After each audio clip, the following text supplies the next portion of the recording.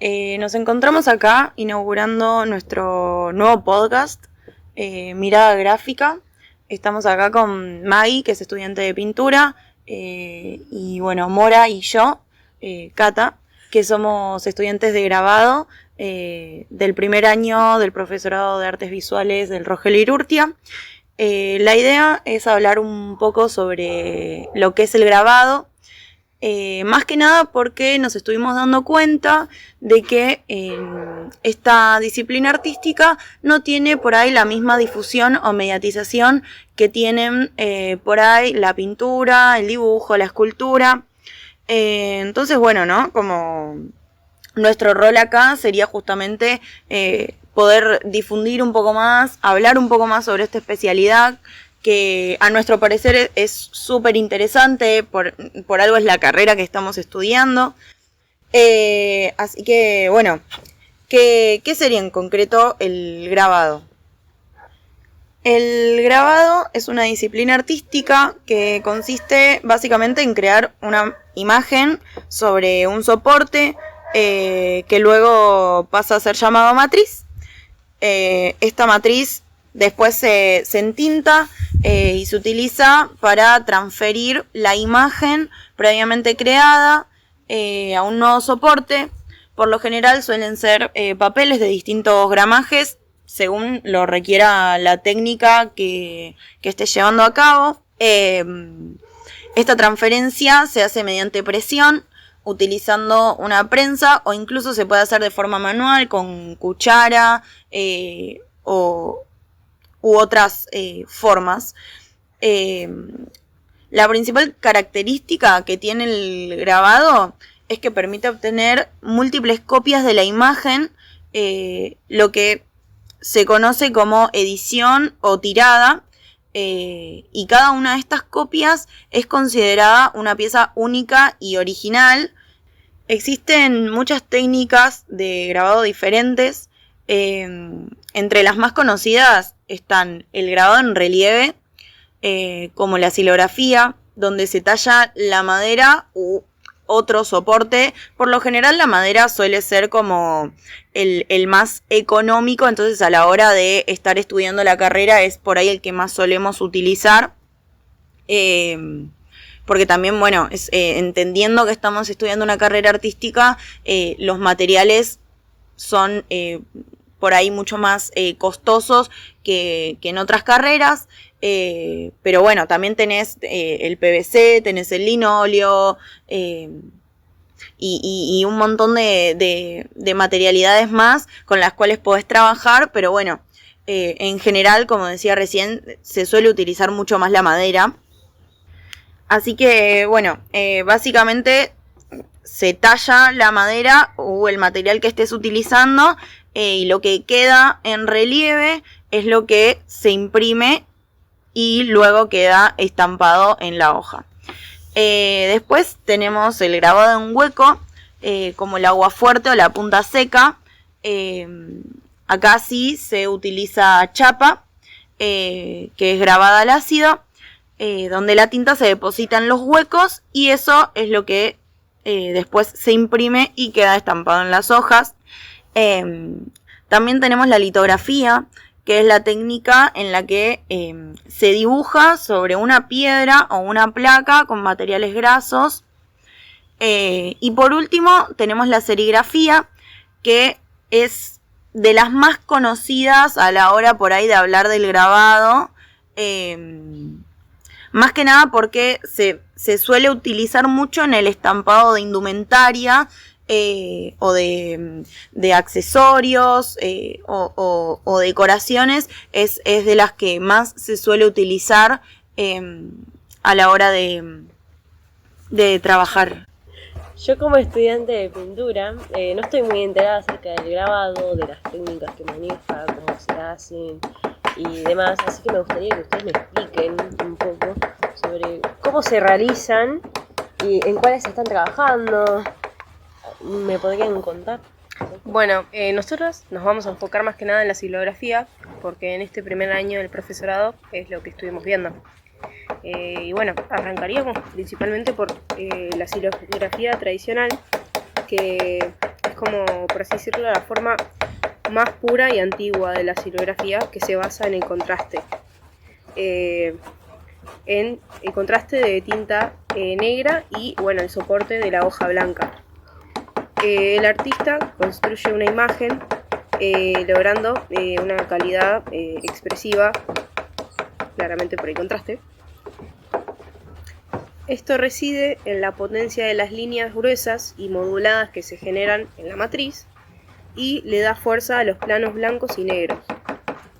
Después pasamos a la bicromía, que es muy parecida a la tradicional, con la diferencia de que se implementan uno o más colores. En vez de tener una sola matriz, se usan varias matrices dependiendo de cuántos colores quieras en la realización de tu trabajo, ¿no?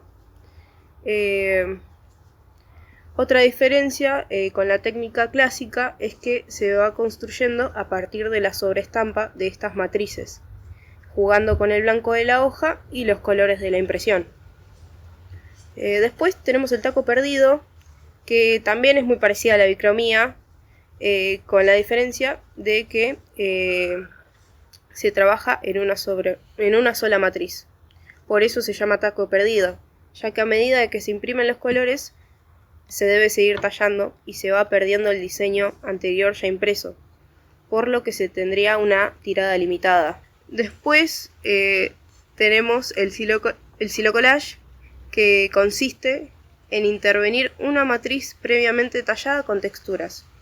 Estas pueden ser hilos, cartón, telas, incluso flores secas, etc.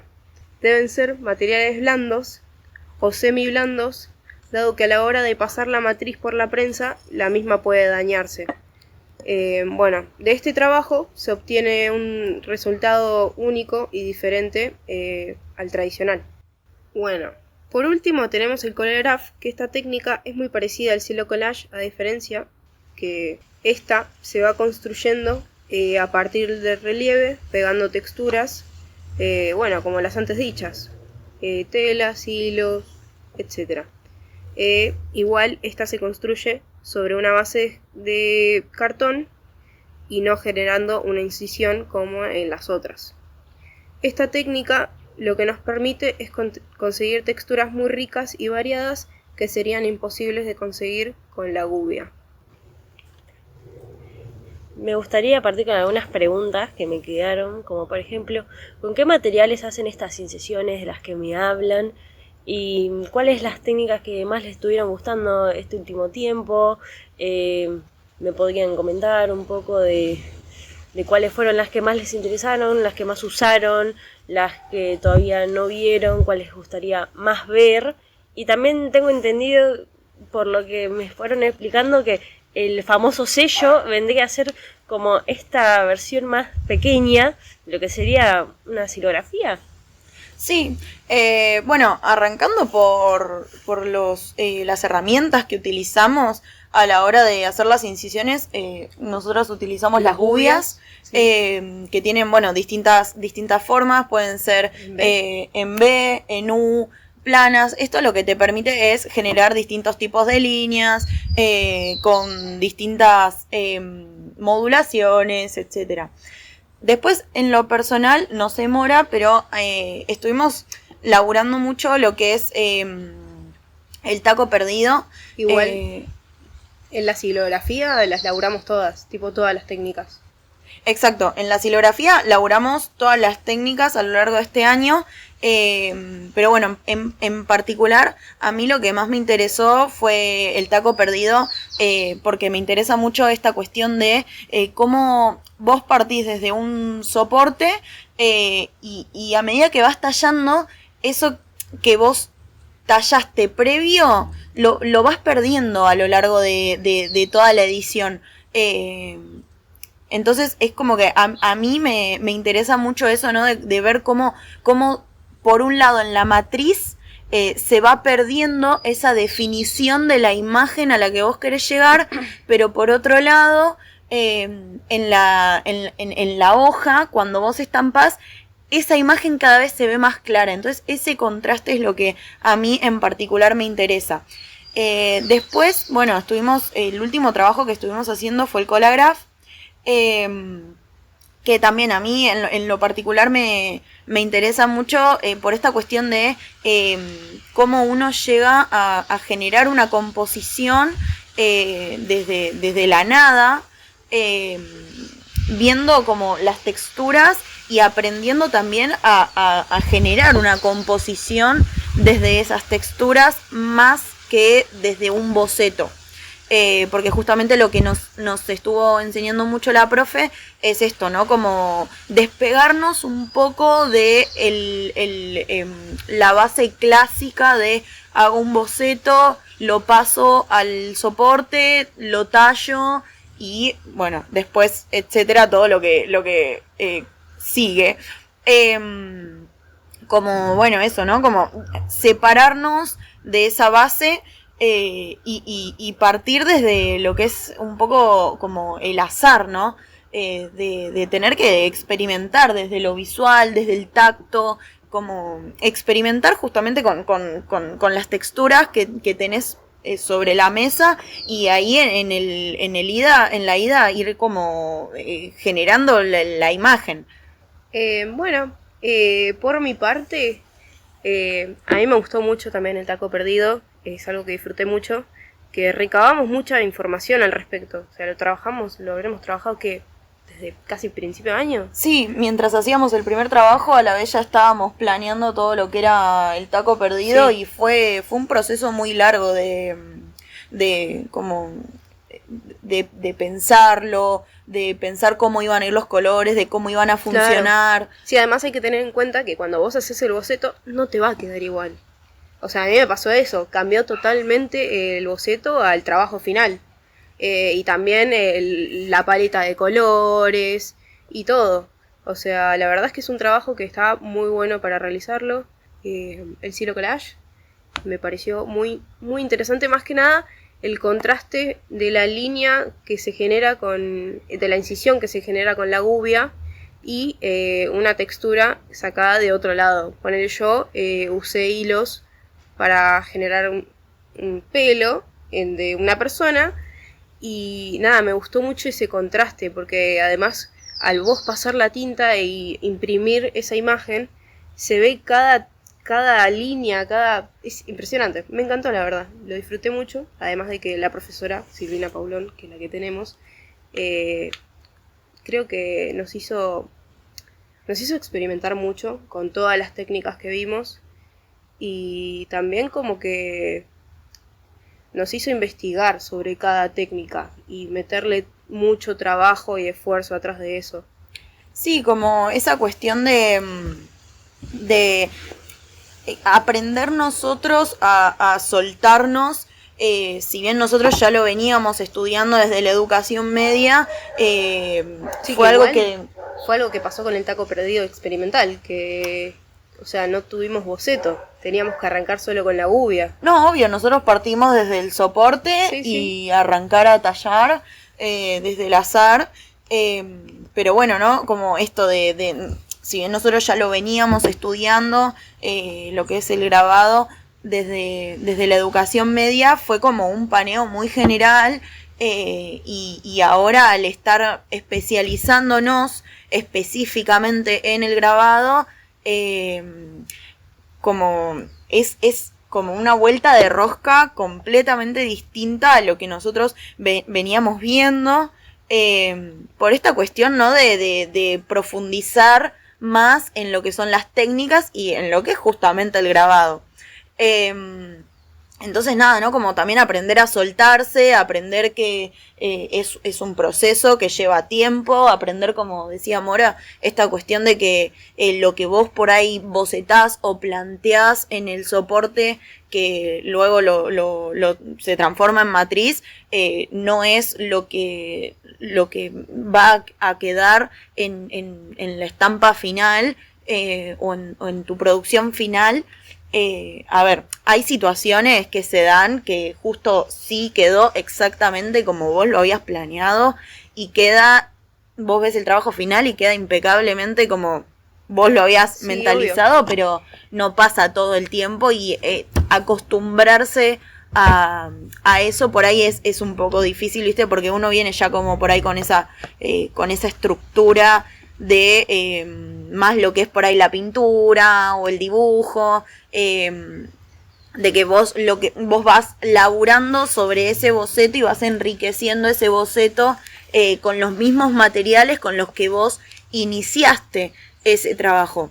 Nosotros en grabado vos iniciás con un boceto, pero una vez que lo llevaste al soporte y empezás a tallar, ya es otra cosa, porque la línea que te genera la gubia es otra cosa totalmente distinta a lo que se puede dar con un lápiz o con un pincel y un acrílico. Sí, obvio. Además, por eso, a raíz que vas haciendo el trabajo, también lo vas cambiando sobre la matriz. Por eso también, con la docente, hicimos un rincón que se llamaba... El rincón cognitivo conceptual. Teníamos que poner los trabajos y debatir sobre nuestros trabajos en conjunto, ver qué le faltaba, qué no le faltaba, y eso me parece muy piola. Sí, también tiene eso, ¿no? Como mucho el grabado siento que es como un laburo, como una disciplina, compañía. Sí, una disciplina colectiva, como un laburo que es muy difícil hacerlo sin un otro. Esto también aplica para lo que es el ambiente aula, digamos, el ambiente es totalmente áulico. distinto a, no sé, estar en dibujo. Yo los veo y digo, cada uno está metido en su trabajo. Claro, y acá es otra cosa. En grabado es otra cosa. O sea, vos una vez que entras al aula de grabado, vos tenés la mesa de entintado, que es donde preparamos las tintas y están los rodillos y demás. Está la mesa donde nos ponemos a tallar. Claro, la mesa de corte. Con todo esto, yo me imagino, ¿no? También comparando un poco con pintura, ustedes trabajan con telas, con materiales y también con tintas mucho más fuertes que en pintura, que de repente limpias el pincel y ya está, porque estas tintas tienen que durar para varios trabajos. Sí, es por lo la tanto, tinta gráfica. ¿cómo es el tema de este limpiado? Porque además trabajan con varios sectores, entonces me imagino que debe ser un proceso bastante engorroso ponerse a limpiar la mesa, acá, allá. ¿Cómo? Sí, es engorroso. Al final de la clase estamos todos a las corridas limpiando. Sí, de hecho somos un poco más, falta que los directivos nos den la llave a nosotros para irnos y cerrar la escuela. Toma tiempo. Sí, obvio que toma tiempo. Pero bueno, justamente acá entra lo colectivo, ¿no? De saber dividir las tareas, decir, bueno, si fulanito y menganito armaron las tintas, bueno, después Pepito y Juanito limpian o nos vamos dividiendo. Es algo muy colectivo, que bueno, antes que vos lo comparabas con pintura por ahí, como que cada uno está en la suya en pintura, con su paleta, con sus pinceles, con su atril y demás, y acá en el aula de grabado se comparten las cintas, claro, la prensa, los materiales, todo se comparte, hasta las gubias nos compartimos. Entonces también es como mucho eso, ¿no? Como el aprender a convivir en el aula, como no solo respetando el espacio del otro en el aula, sino entendiendo de que no estás vos solo laburando por ahí en tu taller privado, entonces tenés que cuidar cómo apoyas el rodillo, tenés que cuidar cómo preparas la tinta, tenés que cuidar que no se ensucie la tinta.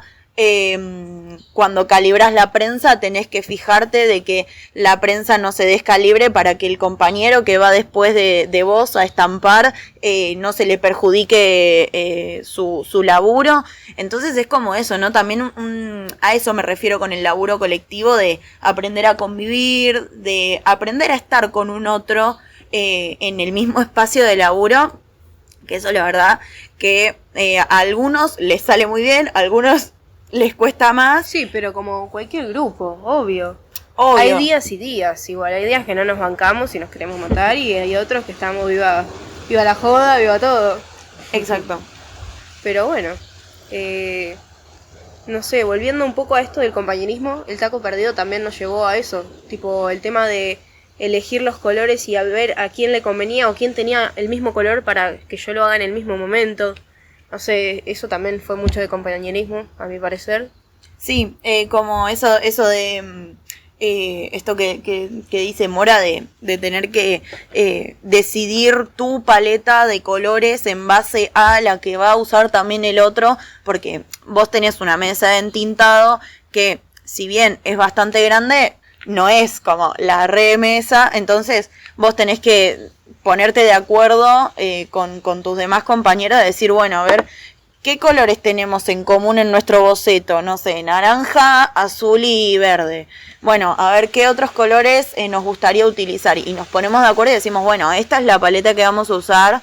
Y por ahí, no sé, yo le agrego, no sé, un fucsia y Mora le agrega un violeta. Y ahí sí, ahí ya como que te separás un poco y vos por ahí te preparás en otro momento tu fucsia y Mora se prepara su violeta. Claro, porque hay pero que tener en cuenta también el tema de los rodillos. No hay 50 rodillos. claro, no, o sea, los materiales son reducidos, o sea, hay, pero En relación a la cantidad claro, de chicos que hay, Claro, en relación no. a la cantidad de alumnos que no podemos somos, hacer 50 colores distintos. Obvio. exacto, porque aparte después sobran colores y la tinta, o sea, vos cuando la tinta viene en un pote y vos tenés que exprimir, la tinta que vos preparás en la mesa la tenés que exprimir al máximo, o sea, no podés preparar 3 kilos de tinta, porque si no después esa tinta, al estar ya mezclada con otros colores o con pasta gel, que son otros componentes que se utilizan para cambiar la composición de la tinta, no podés después volverla al pote, entonces si después sobra la tenés que tirar. Y lo que se intenta es justamente aprender a calcular la cantidad de tinta que preparás, porque si vos después la tenés que tirar, eso es una pérdida de material enorme, que justamente es lo que no hay que hacer. Es calcular todo igual, la prensa, las tintas y también el entintado de la matriz. O sea, vos cuando vos entintás una matriz con el rodillo, te tenés que fijar que esté bien entintada, porque si no te sale mal una estampa y es un garrón. Ya vamos cerrando este capítulo en el que, como ya vieron, fue una charla con dos chicas que están recitando su primer año en el taller de grabado. En los próximos capítulos ya vamos a adentrar más en artistas que ya están mucho más experimentados en sus maneras de trabajar distintas técnicas. Así que los veremos en el próximo capítulo. Besos. Nos vemos. ¡Nos vemos!